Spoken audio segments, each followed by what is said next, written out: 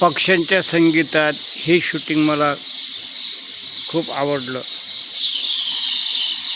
स्वामी निष्ठा वसंत बाप्पूपासून मला हा शब्द समजला. एक प्रसंग आठवतो की महादेव भाऊ यांनी 4 तारखेला पुण्याला पोहोचावं, त्या ठिकाणी बाप्पू मुक्कामी होते आणि 6 तारखेला त्यांनी बाप्पूला घेऊन सत्संगात यावं असं ठरलं होतं. हे महादेव भाऊ 1 तारखेला संतोषच्या घरी गेले आणि त्यामुळे मी नाराज झालो की यांनी संतोषची प्रायव्हसी डिस्टर्ब केली.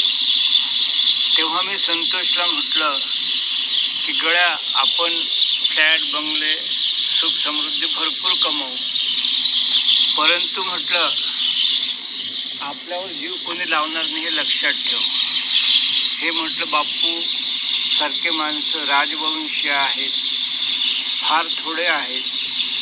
या महादेव भाऊला स्वतःचं घरदार सोडून बाप्पूचा सहवास आणि दर्शन हा म्हटलं फार मोठा चमत्कार आहे. शिवाजी महाराजांच्या भोवती जे बावळे असत किंवा पूर्वी राजे रजवाड्यांवर जीव वाळून टाकणारे जे भक्त असत, त्यांच्यामधील म्हटलं हे महादेव भाऊ आहे. त्यामुळे ते 2 वेळ फक्त तुझ्याकडे जेवणाचा तुला त्रास देतील, बाकी अन्य वेळेस बाप्पूच्या गोष्टी ऐकणं, त्यांची सेवा करणं हाच म्हटलं त्यांचा आवडीचा एक गुण आहे. अशाच प्रकारे मी आयुष्यात कधी कोणाला हात जोडत नाही, परंतु 5 जानेवारी 26 रोजी जेव्हा अहिल्यानगरला गेलो आणि खोटे नागचंद फुल टिळक म्हणून एक व्यक्ती आहेत 55 वर्ष वयाचे, आणि ते 15 वर्षाहून त्यांनी गाडगेबाबाचं सोंग धारण केलेलं आहे. आणि ते थोडेसे लेखक सुद्धा आहेत, सामाजिक जाणीवा सुद्धा आहेत. आणि गाडगेबाबाचे ते कपडे घालून कॉलेजमध्ये खोटं खूप आनंद वाटला. काय होतं, आता मी तुम्हाला जवळपास तुम्हाला वेळ किती आहे? स्वामी निष्ठा ही अपेक्षा अहिल्यानगरला. आणि मी त्यांना थोडक्यातच सांगितलं, म्हटलं गाडगे बाबा तुम्ही इतके दिवस शहरातली घाण साफ करत असता, आता माणसाच्या मेंदूमधील आणि शरीरातील घाण साफ करण्याचं शास्त्र जर शिकाल तर सेवा सुमिरन, तर हा भारत देश व्याधीमुक्त, दवामुक्तीच्या मार्गावर चालेल.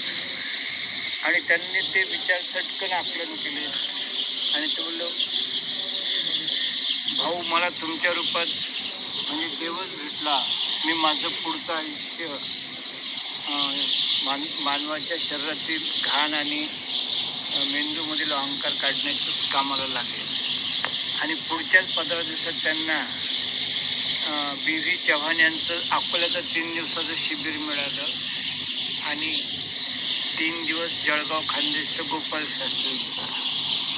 तर अशी ही व्यक्ती माझ्या विचारांनी म्हणजे बरीचशी ती चिंतन करत राहतात आणि हे विचार कुठेतरी समाजात पसरवण्याला ते मदत करतील ही अपेक्षा.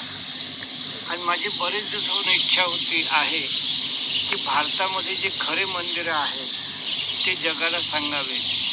आणि ही व्यक्ती जेव्हा व्याससारखं ठिकाण पाहून कुठं कीर्तन करेल, प्रवचन करेल, तेव्हा ते आपल्या ज्या देणगीच्या आशा ठेवणाऱ्या मंदिर प्रणाली आहे त्यांच्यावर कडाडून प्रहार करतील की पहा, जे मंदिराला मिळायचं ते मिळेलच, पण भक्तांच्या समोर भीक मागे तुमचे लक्षणं दाखवू नका किंवा तुमची जाहिरात करू नका की या मंदिराला इतकं सोनं भेटलं, तितकं दान भेटलं, आणि समाज सुंदर निकोप व्हायला सुरुवात होईल. तर अशा रीतीनं जेव्हा मला समजलं की आपल्याला वैष्णोदेवीचं 25-30 किलोमीटरचा प्रवास पायी शक्य नाही, तेव्हा ते मला बोलले की भाऊ तुमचं शरीर जसं जसं साथ देईल तसं तसं आपण प्रयत्न करू.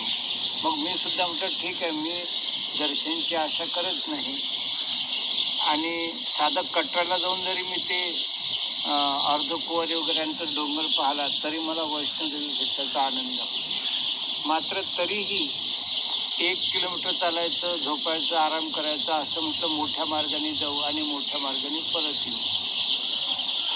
तर त्यांनी सुद्धा पाठिंबा दिला की आपण 16 तारखेला दिवसभर आराम करू, संध्याकाळी हळूहळू चढायला सुरुवात करू आणि मग जसं जसं तुम्हाला शक्य होईल तसं तसं आपण तो प्रवास करू. तर अशा रीतीनं मला ते एक मनोबलाने धीर वाटला आणि मी त्या रीतीनं हा प्रोग्राम आयोजित केला. तर यामध्ये आता हा दौरा यशस्वी होतो की कसं होतं, काळच ठरली. आणि म्हणून या दौऱ्याचं मी तासनिहाय नियोजन केलेलं आहे. आणि पुन्हा याच्यामधला एक चमत्कार की माझ्या ध्यानीमनी नव्हतं, परंतु जणू काही नामदेव महाराज मला सुद्धा भेटीला बोलावत आहे की बाबा तू काहीतरी भारत मातेचा चांगला विचार करत आहेस, माझे आशीर्वाद दे. आणि म्हणून त्यासोबतच 10 मे रविवार रोजी आणि 11 मे दुपारपर्यंत आम्ही घुमानला राहू. हे या दौऱ्यातला एक म्हणजे चमत्कार. आणि मेरठचे तर जे खासदार आहेत, माजी खासदार, ते या तप सेवा संमेलनच्या विधीच्या जवळ आहेत, मात्र त्यांना ती पूर्ण माहीत. तसंच मेरठला जगदीश महाराज आश्रम जो आहे, तर त्या ठिकाणी ज्या व्यक्तींनी आचार्य देवव्रत साहेब यांना आजारातून बाहेर काढलं होतं, त्यांचा मोबाईल नंबर माझ्याकडे आहे. आणि ते मोबाईलवर मला बोलता बोलता बोलले होते की मैंने ही आचार्य देवव्रत जी को उपचार किया था. हे काय काय योग येतात पाहूया. एवढे बोलून मी 2 शब्द थांबवतो.